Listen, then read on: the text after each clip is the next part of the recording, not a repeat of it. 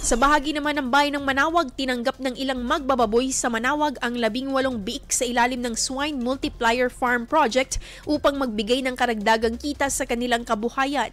Pinangunahan ng Municipal Agriculture Office ang ika-4 na batch ng distribution sa mga kwalipikadong benepisyaryo.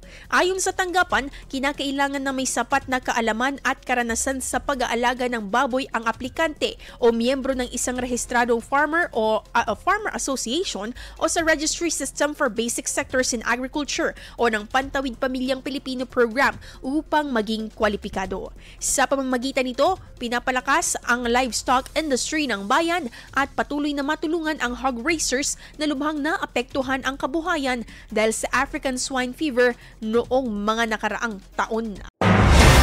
IFM News. IFM News. IFM News.